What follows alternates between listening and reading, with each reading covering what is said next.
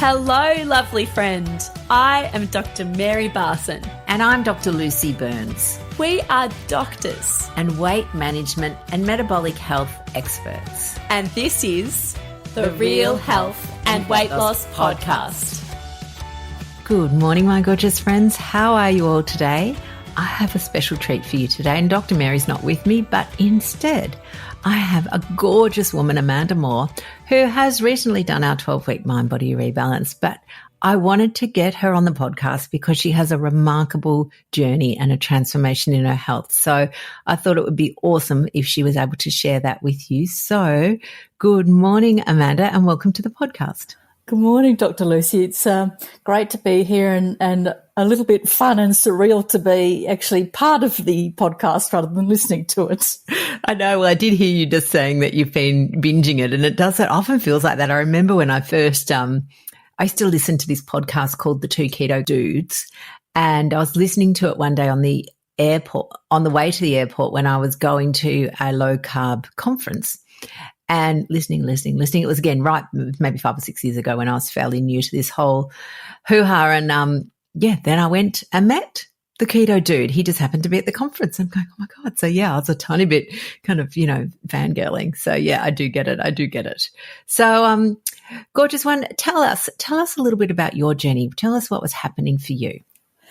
Well, like so many other people, I've had the old battle of the bulge over the years and done a lot of diets. But then in the middle of 2021, I had sudden onset of rheumatoid arthritis. And it wasn't just a sore finger or a sore toe. I was completely incapacitated. Both legs were affected, couldn't walk, couldn't do most things. Lost all use and function of my right hand. So I was a one-limbed person for quite some time. So life had got a little bit miserable, and I put a lot of weight on during the course of that ill health and the medications. So I was looking for something to try and help my health, try and help get rid of some of that weight loss. I'm imagining that some of those medications would have included prednisolone. Would that be right? Yes, so I started on quite a high dose of prednisolone and methotrexate. Because my body wasn't responding at the time. So they actually had to up my dosages. And I would have been on the prednisolone solidly for 7 or 8 months before my body started to actually respond. Gosh, and how did that prednisolone affect you? Like, what did it do? How did it make you feel? Well, it was miserable. I was physically tired. I was incapable of really doing anything for myself.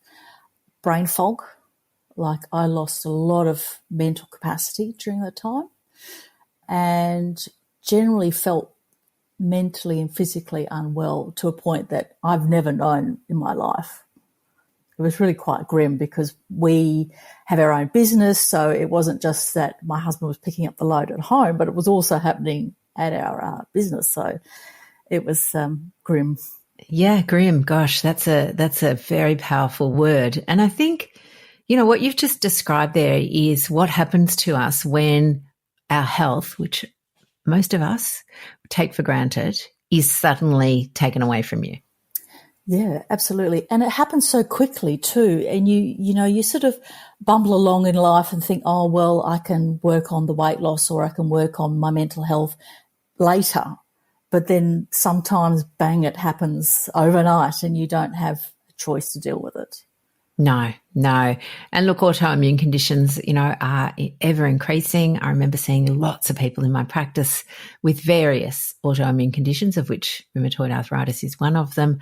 And the treatments are, reasonably brutal.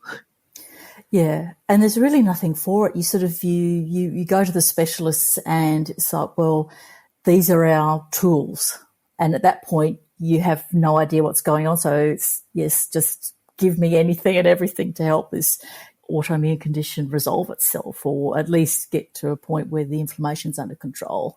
Yeah, absolutely. And I think that's the trick, isn't it? I mean, autoimmune, it means our immune system is dysregulated for some reason. It's actually overworking and creating things that the immune system is designed to protect the body, but when it's overactive, it does the opposite. Instead of protecting the body, it attacks the body. Yeah, and I think that's the wake-up call, is that all of a sudden the body's not happy. So is it the food? Is it your own little cells? My family referred to the little trucks going around in your body, you know, what's fighting with whom and where, and, you know, just got to work through it. Yeah, absolutely. So it sounds like you're in a pretty bad way then with developing rheumatoid arthritis, and then the medications that we use to try and dampen down the immune system, in particular prednisolone, which is used for lots of conditions. And look, you know, like we always say, medications, you know, it's not that we believe that medications are terrible. In fact, for a lot of people, they're life-saving, but they do come with a raft of side effects.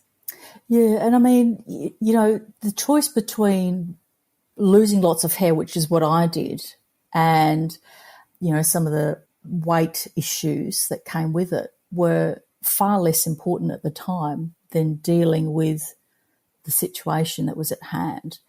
But then when you get over that, you're like, well, I need these medications to manage the situation, but then, you know, what do I do now to turn it around? Yeah, absolutely. And I can imagine, I mean, you're right. You know, you lost function. You weren't able to function. You weren't able to live your life, and the medications helped you regain that. But then, you know, one of our favorite sayings is always, we want people to be able to get to the point where they're using the lowest effective dose of any medication. Yeah, absolutely. Yeah.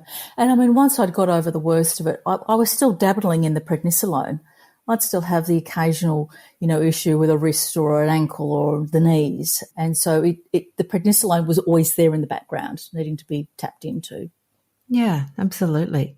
So what then moved you to the point where you go, all right, so I've got over, you know, the worst of the rheumatoid arthritis, like the big storm has passed, and now I'm bumbling along and, you know, not feeling great. What tipped you into doing something? I think I'd had such a wake-up call about my health that it was more than just losing the weight to help my joints. It was about getting myself well, because obviously I wasn't well, otherwise I wouldn't be in that situation. And, you know, like you, I'd done the Weight Watchers millions of times. I'd done all sorts of other diets, and, you know, the weight had come off, but it never stayed off, and it never made me well. So I was just a bit lost. I was, you know, in the forest and not knowing which way to go, and I needed something to turn my health around. And for whatever reason, there's your smiling face and Dr. Mary's face popped up on Facebook or Instagram. I thought, I could look at this. Yeah, absolutely. You know, you've heard me talk, the whole dieting history, the queen, you know, I was a queen, as lots of us. We're all the queens of dieting. We're pretty good at it. You know, we can lose weight by dieting. I don't think anyone would dispute that, but the method in which we do it is so harmful to our metabolism, to our metabolic rate, and to the way we live, that the only tools we're given are, you know, willpower or to what I like to call kind of abdicate your responsibility, abdicate your decision-making to a meal plan or a points calculator. Yeah. I mean, food really becomes your jailer. You're either so heavily in a restricted plan of what you eat, when you eat it, how much you eat, or on the other side, you're like, oh, better be good. No, I better not have that. Oh, no, I can't do that. Yeah. Yes, exactly. And in fact, you know what, you've just sort of reminded me then of this idea that for lots of us, we, you know, careering down the road of life, you're either on one side being perfect, strict, restrictive, hungry, but, you know, all in the quest of losing weight, or you're on the other side, which is just kind of scoffing everything in sight, you know, because you know the next step is to go back to that restriction. And so you've got this, you know, this just exhausting cycle. And yet when you learn the skills and have the confidence to do that middle of the road, and then have a lane assist just keeping you in the middle, it's freeing.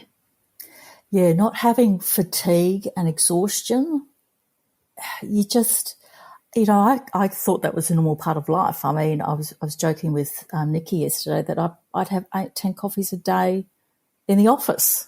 Yeah. Yeah. To just power through your day. Yeah, it's amazing, isn't it? So at the time you were obviously feeling, apart from, feeling overweight and blah, you were tired, fatigued. Any other symptoms? Still brain fog, lethargy, I think, most of the time.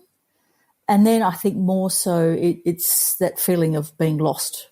So I guess then if you're thinking, you want to change your life, you want to do something, what goals were you wanting to achieve? I think a big one was finding something sustainable, finding something that would nourish me and keep me going to address that sort of fatigue and exhaustion, and really anything that could help my system beat the inflammation. And, I didn't have a great gut. And, all of these little things come together and you just think, well, the whole system needs a reboot and a refresh, and I need something that's sustainable and, that I can do forever. Yeah, absolutely. Without pilling some, pills and potions that you see on the internet. Yeah, totally. So it's interesting. I mean, there are some, Hippocrates famously said, all disease begins in the gut. And there are plenty of theories that are looking to see that autoimmune conditions, there may be some gut involvement. So, yeah, it's interesting then that you mentioned that your gut was a bit unhappy as well. Yeah. I know for many people, they get worried when they're, thinking of changing their lifestyle, like there's things that they think they might not be able to do. Was there anything like that for you? Did you have any worries or concerns?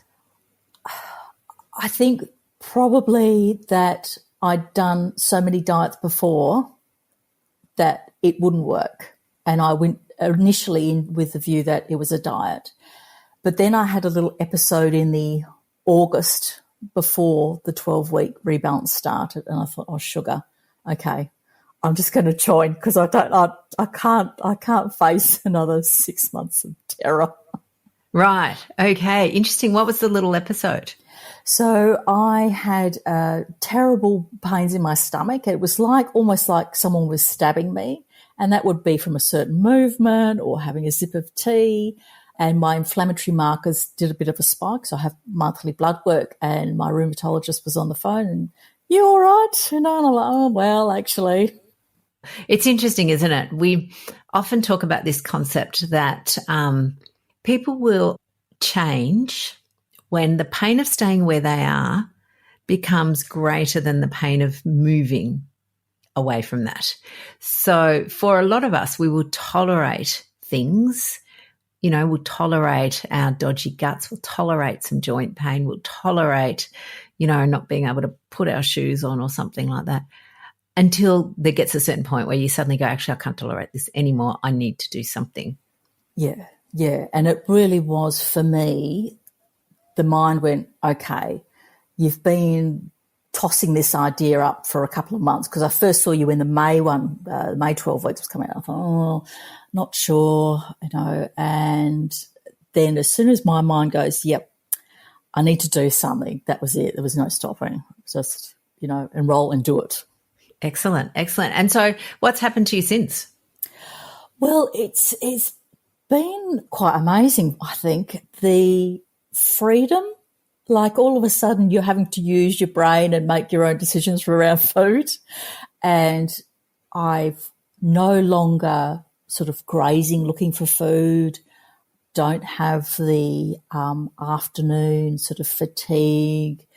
I'm finding that I've got so much more energy. I haven't had any issues with my joints at all during this period. And it's that, I think, the overriding sense of freedom and having energy now that has just made the world of difference. Amazing. So when you say you haven't had any issues with your joints in this period, how long are we talking? Well, I'm really looking at sort of that September 2023 to now January 24. And I would almost always have a niggle of some sort of varying degrees. So for me, that's great. Yeah, absolutely. So 4 months, no need for prednisolone. Is that what you're saying? No, not at all. Which, I mean, that in itself is phenomenal because, you know, again, as you know, we love to say to people it's the lowest effective dose. And particularly for things like prednisolone, if that can be 0, that is awesome. Yeah. So brilliant. But I think, you know, that when I was first diagnosed, I said, you know, fatigue and lethargy are just going to be part and parcel of it. Well, I've lost so much of that now. I've got so much more energy. I mean, yeah, I'm not where I was when I was 25, but most of us aren't. It's really made a big difference to how I'm feeling physically, for energy, and even, you know, the clarity of mind it has its moments because of menopause, but that feels better as well. Yeah, absolutely. And I mean, you know, I think we talk quite a bit about menopause, and, you know, for lots of people, they will potentially need some hormone replacement, or now as it's called, menopausal hormonal treatment. But a lot of women, once they just change their food, manage their mind, address their stress, find that actually their symptoms are so much improved they don't need it. Yeah, and you start eating so much less. I know when we first started the 12 weeks, a lot of people going, oh, it's going to cost so much more money. You've got to buy, you know, meat and, you know, got to change all of this. And my husband actually commented before Christmas, you know, we're actually eating less, you know, and you're eating, you know, you might be eating 2 meals and you're not actually noticing that you're missing out on something, and you're not snacking. So all those little extraneous things that go on the shopping list or out at the cafe when you're out during the day, they're gone. So it's actually quite a good economics in it as well. I love that. And in fact, I think you're right. Like, it took me a little while to adjust my shopping list, which used to be sort of massive. And I'd buy all this food and then I'd find I actually don't have the time or the appetite to eat it. Like, I have the time, but I'm not hungry enough to eat it. So it just sort of sat there for a while until I kind of had to do a little adjustment. Yeah, completely. And that's, you know, for someone who's always been hungry to suddenly go, oh, actually, you know, 2 meals is plenty. And then when you finish, it's like, I'm not looking for dessert or late night snacks, you know. It's really amazing. I mean, it did, you know, it probably took me sort of week 8 to week 10 before my brain and body got into gear. But then it was just like, wow, I don't need to be eating all the time. No, it's amazing, isn't it? And I think, you know, it's like we just said, sometimes it takes a while for your brain to catch up with what's going on because, you know, as you'll know, we always say our brain is a pattern machine. It likes to do what it's always done. It relies on past experiences to predict the future. And when it's suddenly going, oh, I don't need to buy this much food, I don't need to eat this often, it can take a little adjusting. Yeah. And I think, you know, even people with gut issues, the change of eating, like just for me personally, I've noticed that, you know, the whole sort of gut and processes are so much better as well. Yeah. And I think, you know, you just got to give it a go and give it time, because most of us have taken, you know, 15, 20, 30 years to get where we're at. Yeah, totally. And, you know, I mean, I think part of it is, you know, we teach people a way to eat that reduces their processed food. And like, I look at the processed food I used to consume. I didn't even consider it processed food. I didn't consider bread to be processed food. I thought bread was healthy. And I certainly didn't consider things like, you know, muesli bars to be processed food, particularly if they were diet muesli bars, like they were good for you, I thought. That was a really good snack. Yeah, or a diet yogurt with some hideous goop in it. So, again, I think it's really important for people to realise that what we did that actually wasn't helpful isn't our fault. Like, we were taught that. Yeah. I don't know what made me think of it, but I've suddenly got ankles again. Oh, amazing. Amazing. I know. And I love that. So there's all these funny, and, we call them the non-scale victories because again, yes, there's some weight loss involved, but if that is your sole focus, then you're missing the point. And so we always look at, right, well, what other things have improved? And so, from you've got ankles and you've reduced medication, like toxic medications. Yeah. And it's, reducing that medication load on the system. It's not just how you feel physically, but also mentally you don't have this worry about this medication that you'll have to take for the rest of your life. But what is it doing to you? And like in the case of rheumatoid arthritis, there's issues potentially with, your heart disease and all sorts of awful other illnesses out there. And you just have to do something to help your body mitigate those potential risks. And if eating real food, like as you say, around the outside aisles of the supermarket, it's an easy thing to do.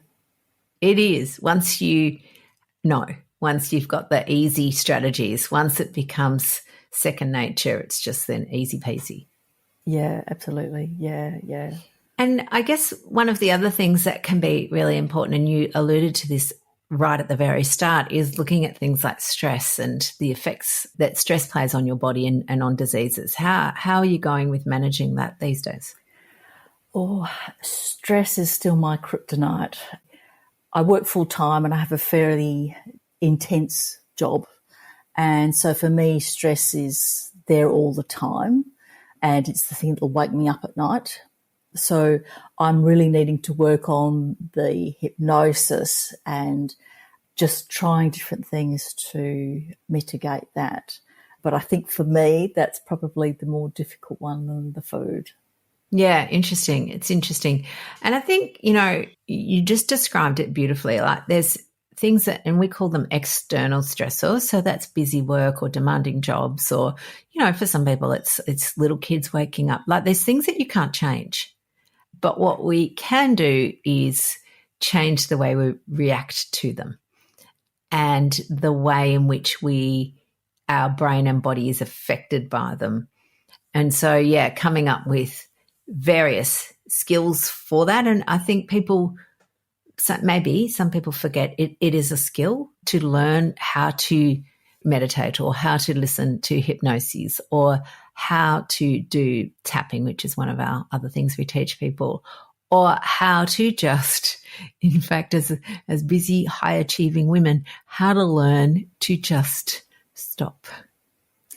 Yeah, and it's that thing, I think so many women, whether you're working or whether you've got a family, it's so many other people come first, and that's where our physical diet and our mental health, they sort of take second seat to everything else.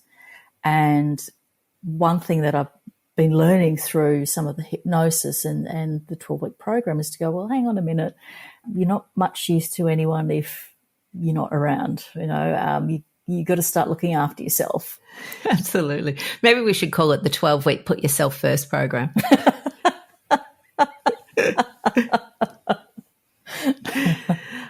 Gorgeous one. So how are you feeling now? How do you feel these days? Actually, really good. I feel physically, I have more energy. I don't feel sluggish at all.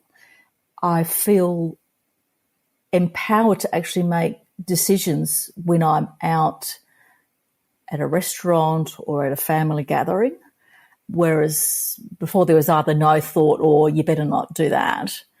So, more control, more energy, generally just feeling so much better. Like I can do things that before I'd be like, oh, yeah, no, I'll just sit around and have a bit of a lie here and watch the TV or something. Yeah. I love that because what you're saying, and this is really one of our aims is for people to feel better, have more energy, have increased vitality so that they're not living their life on the sidelines. Yeah, completely. And, when you've had the energy removed from you and all of a sudden you find it and it's just like, oh, wow, I can actually go and do all those extra things that I didn't think I could do. Amazing. I love that.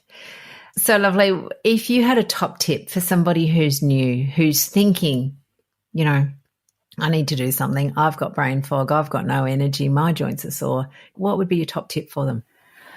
Oh gosh, well, don't hesitate in doing the program as I did, first of all, and just go into it with faith and know that it'll take some time for you to get your head around how it will work, because it does work, and it feels to me now that it's something that I can do long term. It's not restrictive, and that to me is worth so much. Yeah, absolutely. I love that. I love that. And I love the fact that you, as you said, you recognize that it is, I mean, it's like changing operating systems. We have been programmed to look at health, look at weight loss, look at behavior change in a certain way. And what I think Dr. Mary and I try and offer is a different way. It's a different way to look at things. And that can feel a little tricky at first, but you know, as they say, if you always do what you've always done, you'll always get what you've always got. Yes, and I can say no diet that I've been on before has made me feel energetic. Great. I love that. I love that. Well, gorgeous one, I'm so happy for you. I'm so happy that you've got your health back, that you've got your movement back, that you've got your energy back, because the world needs you. You've got a lot to offer. You've got an important job, and we want you around for a long time. Oh, thank you. That's so lovely. But, you know, it's a really big thank you to you and Dr. Mary and the rest of the team, because I wouldn't be here if it wasn't for you guys. Oh, well, I think a joint effort, definitely a joint effort. Gorgeous one, take very good care.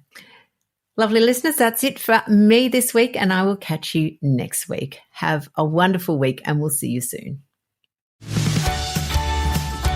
The information shared on the Real Health and Weight Loss podcast, including show notes and links, provides general information only.